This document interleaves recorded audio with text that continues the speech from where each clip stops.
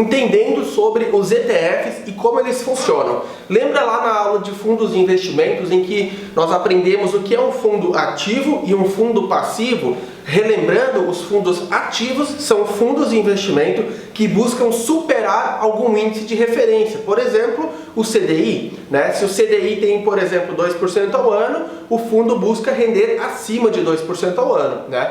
Tem os fundos passivos também. O fundo passivo é quando ele busca exclusivamente acompanhar o indicador de referência. Se o indicador, por exemplo, é o CDI, ele vai buscar entregar o CDI de rentabilidade. Se for a bolsa, o Ibovespa, ele vai buscar entregar o Ibovespa. E o ETF é o Exchange Trade Funds, em inglês nada mais nada menos do que um fundo de fundos que replica um índice, tá? Então, os ETFs é como se fosse um fundo passivo, só que negociado em bolsa. Um fundo passivo normal, um fundo de investimento passivo, ele é comprado como fundo de investimento, né? Você compra lá, investe um valor diretamente pela corretora ou pelo banco. Já o ETF, que também é um fundo passivo, ele é negociado em bolsa. Então, para você adquirir um ETF, você precisa ter conta em uma corretora, lá no Home Broker, e colocar o código que você quer comprar e fazer as suas compras ou vendas, tá? E os fundos, os ETFs, né, fundos passivos, eles replicam índices, como por exemplo, esses índices aqui, ó, o índice Small Caps, que são índices das pequenas empresas, você pode adquirir através do SMLL11. E outro detalhe, todos os ETFs, todos, sem exceção, sempre vão ter o número 11 no final. É fácil você acabar se confundindo com o 11, que é as units, né, ou dos fundos imobiliários, porque ações de final 11 são as units, fundos imobiliários têm o final 11 e ETFs também têm o final 11. Então é fácil você acabar se confundindo com isso, mas na dúvida faz o quê? Encontrei um código em final 11. Afinal, é uma unit, uma ação? É um fundo imobiliário ou é um ETF? Vai no Google, digita o código, o que é? Já vai aparecer se é um desses três, tá? Então ETFs sempre vão ter o final 11 também. Quais que são os índices? Os Small Caps você pode comprar através do SMLL11. O Ibovespa você pode comprar através do BOVA11. Tem outros ETFs que também replicam o Ibovespa, o mais conhecido é o BOVA11.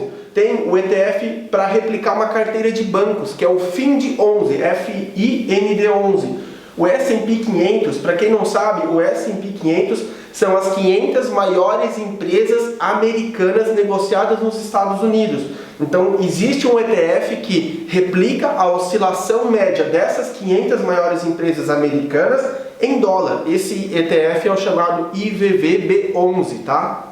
E também existem ETFs, por exemplo, que replicam ações de dividendos, que é o famoso DIVO11, né? Ele pega as principais ações pagadoras de dividendos. Outro ponto aqui, ETF não paga dividendo, tá? Mesmo que o ETF invista em ações, quando essas ações pagam os dividendos, ele vai para o ETF e automaticamente isso gera uma valorização na cota. Mas, em específico, o ETF não vai pagar dividendos na sua conta. O dividendo vai acabar, consequentemente, aumentando o valor da cota e não como uma ação que você recebe o dividendo ou fundo imobiliário na conta.